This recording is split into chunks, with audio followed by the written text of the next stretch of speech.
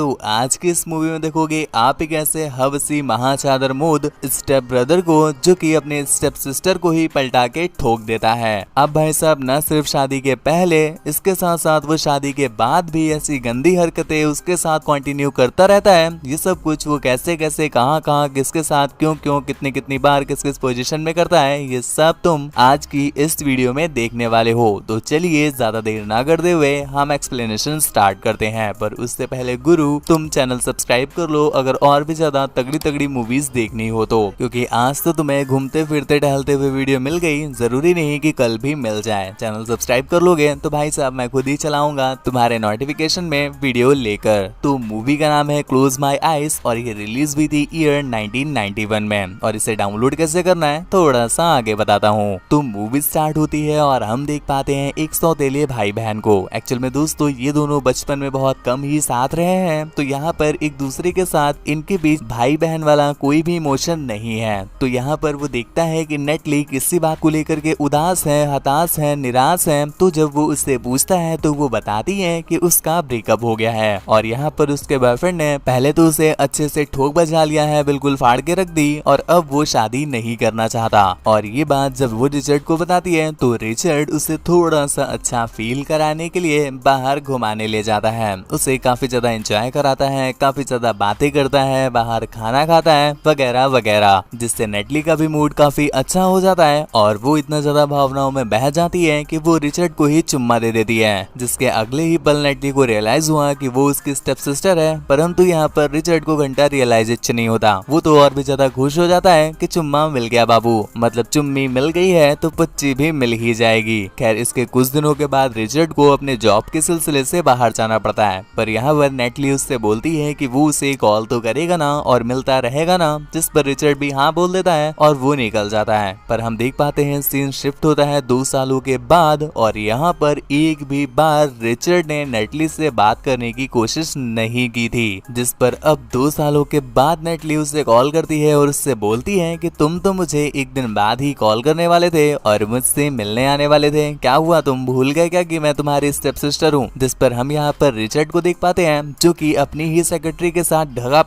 पेल करने में लगा हुआ था और नेटली की कॉल की वजह से वो डिस्टर्ब हो जाता है। पर यहाँ पर वो कुछ ज्यादा रिएक्ट नहीं करता और बोलता है कि हाँ मैं तुम्हें जल्दी ही कॉल बैक करूंगा। परंतु भाई साहब इसके बाद भी वो कभी कॉल नहीं करता और काफी साल और बीत जाते हैं। यहाँ पर नेटली ने अब शादी भी कर ली थी सिंक्लेयर नाम के एक बंदे के साथ। तो शादी के कई सालों के बाद एक बार नेटली फिर से रिचर्ड को कॉल करती है और उससे कहती है कि तुम मेरी शादी में भी नहीं आए, आखिरकार तुम चाहते क्या हो। चलो ठीक है इसी हफ्ते तुम मेरे घर आओ लंच पर, यहाँ पर मैं तुम्हें अपने हस्बैंड सिंक्लेयर से भी मिलाऊंगी और मैं तुम्हें अपना बहुत अच्छा सा घर भी दिखाऊंगी। जिसके अगले ही दिन रिचर्ड पहुंच जाता है नेटली के घर और यहाँ पहुंच करके रिचर्ड को पता चलता है कि आज नेटली का बर्थडे भी है। खैर यहाँ पर जब वो लोग बर्थडे सेलिब्रेट कर रहे थे तो हम रिचर्ड को देख पाते हैं कि उसकी नजरें सिर्फ नेटली पर ही थी। जिसके बाद उसी शाम हम देखते हैं नेटली को जो कि रिचर्ड से मिलने के लिए उसके घर पर आई है और यहाँ पर वो उसके घर आकर के उसे तुरंत ही चुम्मा दे देती है। भाई साहब इसे देख करके रिचर्ड भी एक पल के लिए घबरा जाता है कि अरे मैया योगा देख लियो, लेकिन इतने में ही अगले पल नेटली खुद ही पीछे हो जाती है क्योंकि उसकी भी फट रही थी कि उसने क्या कर दिया। पर भाई साहब अब तुम रिचर्ड को तो जानते ही हो, एक नंबर का हवसी लौंडा, उससे अब रहा नहीं जाता और वो तुरंत ही नेटली को घोड़ी बनाकर उसे पीछे से ठोकने लग जाता है। इस बीच हम देख भी पाते हैं कि नेटली उसे रोकती नहीं क्योंकि उसका भी कहीं न कहीं घोड़ी बनने का मन था।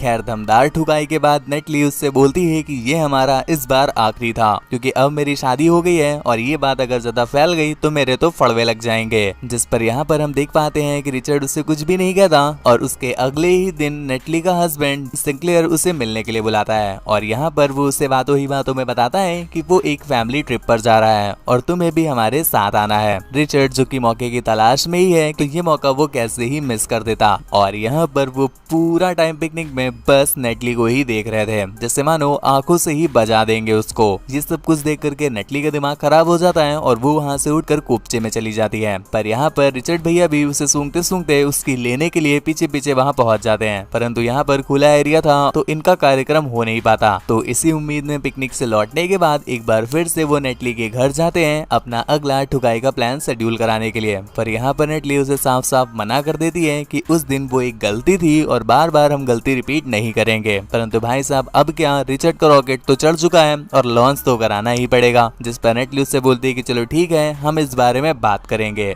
और वो उसे एक एड्रेस देती है जो कि सिंक्लेयर के ही एक दूसरे घर का एड्रेस था और ये लोग वहीं पर जाकर के बात करेंगे। अब भाई साहब इतिहास गवाह है कि ओयो में आज तक कोई बात करने के लिए गया है क्या? तो यहाँ पर ये कैसे ही जाते? जी हाँ, सही पकड़े हैं। यहाँ पर भी ये लोग जाते तो बात करने के बहाने से ही हैं। तो यहाँ पर इनकी बातें हो जाती हैं गर्मा गर्म रातें, और फिर इन्होंने क्या क्या किया हम आपको कैसे ही बताते हैं। और यहाँ पर दूसरी तरफ हम देख पाते हैं सिंक्लेयर को, जिसे नेटली ये बताकर गई है कि वो बिजनेस के काम के सिलसिले से बाहर जा रही है और उसने एक होटल का नाम भी बताया था। तो यहाँ पर सिंक्लेयर घर में काफी ज्यादा परेशान हो जाता है क्योंकि उसे अकेले घर संभालना ही नहीं आता था। तो वो उसी होटल में कॉल करके बात करने की कोशिश करता है नेटली से, पर जब उसे होटल से पता चला कि नेटली नाम की कोई गेस्ट उनके होटल में रुकी ही नहीं है, तो भाई साहब सिंक्लेयर की फटके 4 हो जाती है। और यहीं पर दूसरी तरफ नेटली को कुछ भी नहीं पता है। खैर काफी दिनों तक धक्का पेल करने के बाद जब नेटली के गड्ढे गरम गोदाम बन जाते हैं तो वो डिसाइड करती है कि अब से वो बिल्कुल नहीं करेगी। भाई साहब इसके डिसीजन तो बिल्कुल एक मुट्ठल लौंडे के जैसे हो गए हैं, जैसे वो डिसाइड करता है कि बस आज आखिरी, कल से अब बिल्कुल नहीं। वैसे इस लड़की के डिसीजन है, ये हर बार बोलती है कि अब से बिल्कुल नहीं। खैर इस बार जब उसकी ठुकाई का पूरा ट्रिप कंप्लीट होता है तो वो इस बार अपने भाई से बोल देती है कि बस अब आज के बाद तुम्हारा हैंडपंप मेरी नदी के आसपास भी नजर नहीं आना चाहिए। और ये बोलकर वो वापस घर पे चली आती है। हालांकि यहाँ पर सिंक्लेयर उसे चेक करने के लिए एक बार उससे पूछता भी है कि कैसी रही तुम्हारी ट्रिप, जिस पर वो बताती है कि हाँ बहुत बढ़िया। और यहाँ पर वो बातों ही बातों में होटल के बारे में भी पूछता है तो वो बताती है कि हाँ वो इसी होटल में रुकी थी। अब तक सिंक्लेयर का शक बिल्कुल क्लियर हो गया है कि उसकी वाइफ उसे चीट कर रही है। यहाँ पर रिचर्ड, जिसे नेटली ने अब देने से मना कर दिया है, तो वो यहाँ पर ठुकरा के मेरा प्यार इंतकाम देखेगी वाला काम करता है और अपनी ही एक्स को दोबारा पटा लेता है। और यहाँ पर वो जब उसके साथ था तभी नेटली को कॉल करके बताता है कि मैंने एक बाबू बना ली है। जिस पर नेटली उससे तो कुछ नहीं कहती, पर हम देख पाते हैं कि उसे कहीं ना कहीं इस बात का रिग्रेट हो रहा था कि रिचर्ड उसे छोड़ रहा है। तो वो उसे मिलने के लिए बुलाती है और यहाँ पर उससे फिर से वही बात कहती है जो हर बार कहती है कि अब से हम मिलना मिलाना बिल्कुल बंद कर देंगे। पर भाई साहब एज ऑलवेज जब नेटली ने ये बात बोली है तब उसने अपनी पलटा कर दी है। ठीक ऐसा ही होता है इस बार भी कि डायलॉग बोलने के बाद वो घोड़ी बन जाती है और वो पीछे से अपना घोड़ा उसकी घोड़ी में दे देता है। और यहाँ पर होता है इनका जम के धक्का पेल। और इसके बाद फाइनली कुछ ज्यादा ही स्ट्रिक्ट होकर के नेटली बोलती है कि आज के बाद तुम अपना हैंड पंप मुझे कभी मत दिखाना। और ये बोलकर वो वहाँ से चली जाती है। ऐसे करते करते काफी दिन बीत जाते हैं और यहाँ पर रिचर्ड नेटली की याद में हिलाए